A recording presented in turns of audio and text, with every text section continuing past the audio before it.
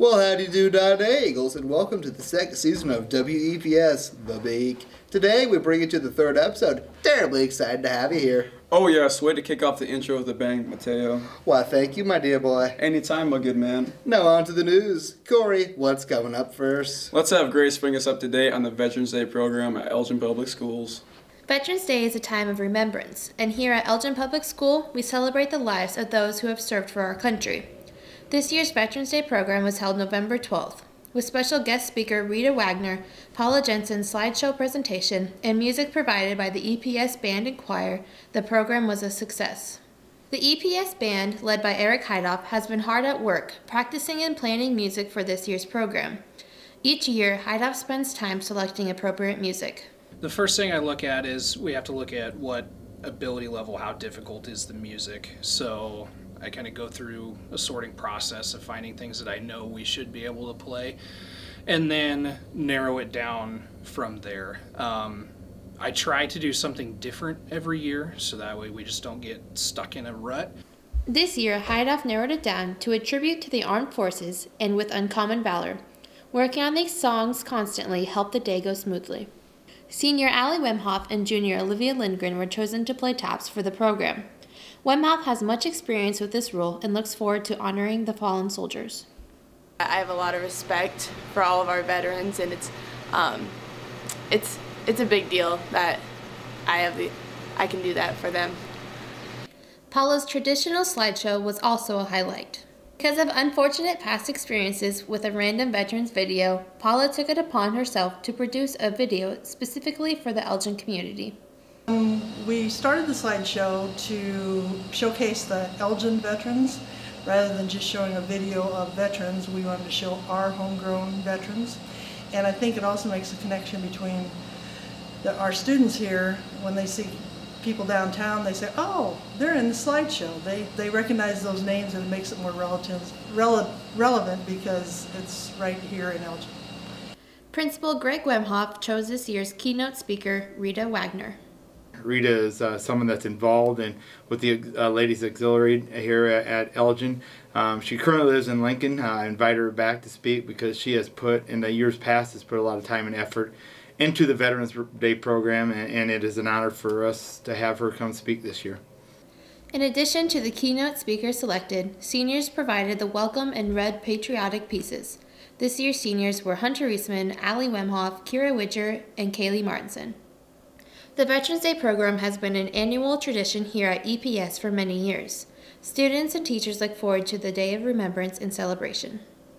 Art teacher Rita Heidoff looks to honor the people who have served. She enjoys a break from her everyday schedule to thank the soldiers for their service. She especially takes time to thank her family members and the people she grew up around. Yeah, my dad was in World War II for about 3 years. He served in Italy. Both my brothers were in the service. When I was growing up, there was the draft, so anyone you knew that was 18 pretty much had to go serve at that time. Every day, 8th grader Austin Good looks for ways to show respect for the men and women who have served. Stand for the national anthem. This year's program was well attended. Thank you to everyone at EPS who played a role in helping to honor our veterans. Aye, my friend, I got you a gift. Hooray! There is nothing inside! Exactly. That's my third favorite thing, quickly followed by fedoras and top hats. Hope you don't expect anything in return. Right, but do you know who is all about giving back? And who might that be, young man? Mrs. Schwartz and your companion animal, Army. Oh right, I just happen to know all about that. When one hears the term companion animals, a vast array of ideas may spring to mind. However, for the students of EPS, there are only two words. Mrs. Schwartz. Companion Animals is a class offered as part of the Ag curriculum at Elgin Public Schools. In this class, students learn about various topics revolving around small animals. Careers involving small animals, digestion, and other biological functions of animals, animal rights, small animals as pets, and safety around small animals are just a few that can be named. In the coming weeks, the class is also planning a community service activity involving the Animal Shelter of Northeast Nebraska, located in Norfolk. This idea was born from the teacher, Julia Schwartz.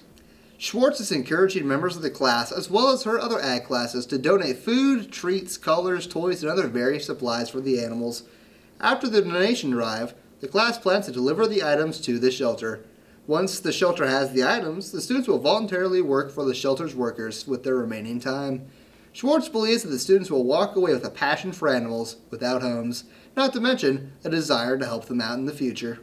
I hope the students will gain just the idea of showing and having some passion for these animals that don't have homes, and kind of get the idea of what really happens in a shelter, and be able to come away with the sense of that volunteering and just feeling some pride about helping another animal. Senior Kaylee Martinson believes her classmates will gain a lot on the trip. I think it will be rewarding because we'll get to see how everyday animals that don't have a home react to certain things, and we'll get to see how they react with me and my classmates. Junior Corey Romay hopes that the visit to the shelter will help people realize that these shelters just do not have enough funding. I don't believe there is a limit to how much funding the shelters receive.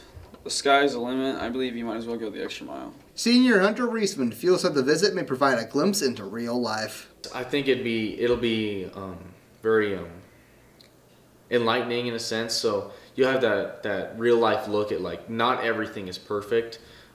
So you have your animals at home again that you love and care for deeply, and you go to a different place and you see that these animals are cared for, but they haven't been previously. The class hopes to collect items and visit the shelter sometime during the month of November or December. Any and all donations are welcome. Great job, companion animals and Mrs. Schwartz. You know, Corey, I think this could make for a pretty fun meme. I don't always sit with a stuffed weighted dolphin on my head.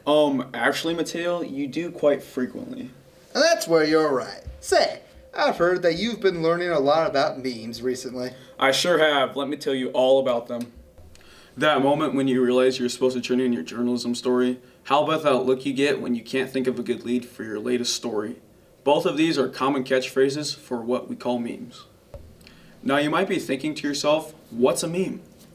If that's the case, it's time to crawl out from underneath that rock of yours. A meme, according to Merriam-Webster.com, can be defined as an element, a culture, or system of behavior that may be considered to be passed from one individual to another by non-genetic means, especially imitation. Or better yet, the more user-friendly definition, a humorous image, video, or piece of text that is copied often with slight variations and spread rapidly by internet users. Those are the memes we have come to know and love. According to Wikipedia, the word meme appeared when Richard Dawkins coined the term in his 1976 book, The Selfish Gene, attempting to explain the way cultural information spreads. Fast forward to today, and we've got pictures like Kermit the Frog, Mr. Rogers, and the world's most interesting man keeping us in stitches. Memes are a lot of fun. Anyone who loves to laugh probably enjoys a good meme. In halls of EPS, memes are alive and well. Some enjoy the creativity behind them, and some enjoy just the plain old humor. EPS history teacher Trey Rossman feels memes possess a particular purpose. Something that is interpreted to be very, very sarcastic, but it's also supposed to point out common sense.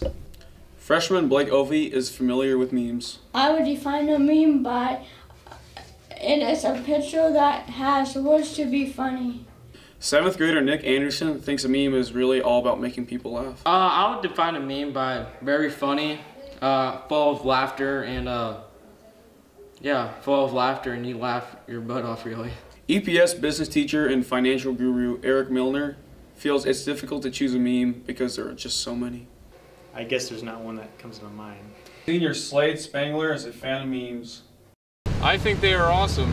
Senior Kaylee Martinson looks to memes as a form of entertainment. I enjoy memes, especially when my friends send me them and they can have inside jokes or just be fun. Junior Eric Clausen feels memes are the best thing since sliced bread. They make me laugh and they're funny. While memes mainly are a piece of entertainment, some feel they have a place in education. Junior high teacher and librarian Carrie Drucke feels almost anything can be educational if it's purposeful and in good taste. I think given the right subject matter, memes could be educational. It's a good way to connect humor because it makes it more memorable for students. You could do things with like characterization in literature, or as long as they're done tastefully and with purpose. According to Milner, education is probably a secondary purpose of memes. They probably could be. So as of right now, I'd say they're more comedic than educational. But they could be used maybe to show biases and stuff like that. So maybe in a way, depends how you frame it, I guess. Rossman agrees. I don't know if memes could be necessarily educational. I think if you use them in a classroom setting to point out something like classroom procedures, then it can be educational. But other than that, I think it's more slang and kind of outside of school. Still others feel that memes belong in all facets of daily life. Self-declared meme connoisseur Ostransky feels memes have always been a part of him. The 4th grade teacher says memes are essential and he looks forward to utilizing them throughout the day. Because it makes me laugh, I know it makes others laugh, and I'm pretty good at it. Ostransky feels memes can be educational. Of course. One of my friends from college used the whole lesson, in social studies lesson, using memes. So that's a goal in life. Ostransky considers one meme as his go-to. It's probably the little girl running, the little girl in a yellow raincoat when she's running. I usually use that when Paula says there's food in the office. Whether or not memes can be educational is debatable, but one thing is for sure, they're just funny. And as much focus as they've been getting from the EPS journalism class lately, they're probably here to stay.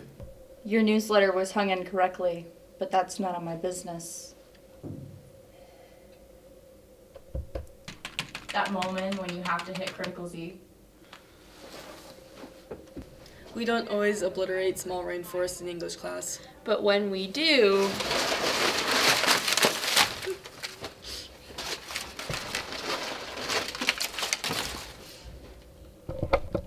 how about this one? Nah.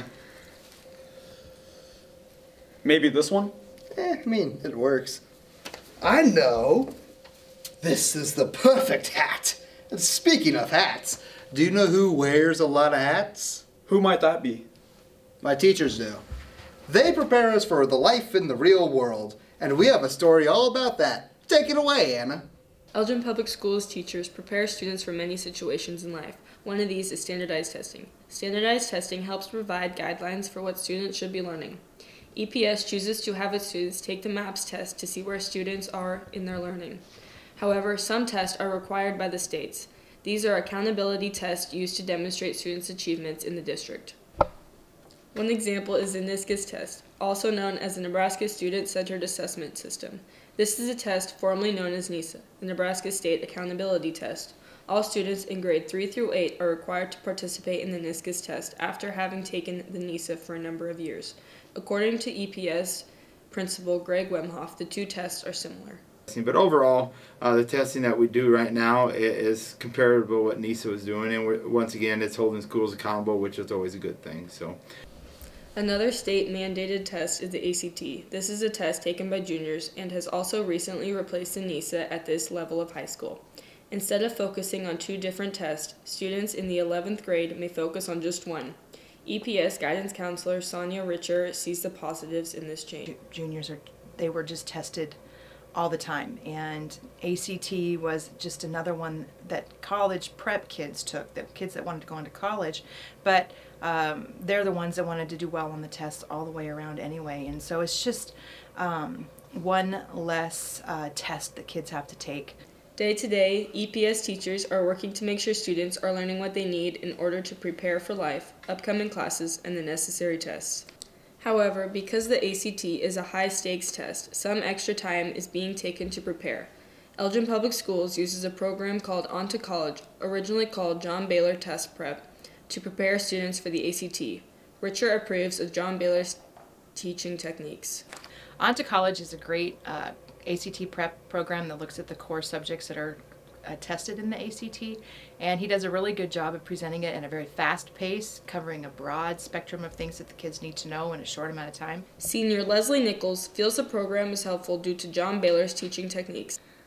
He repeats a lot of stuff and he's very energetic. Wemhoff, who is only in his 6th year at Elgin Public Schools, already sees the positive impacts of the efforts on students' ACT scores. Our test scores have always been very competitive with other schools.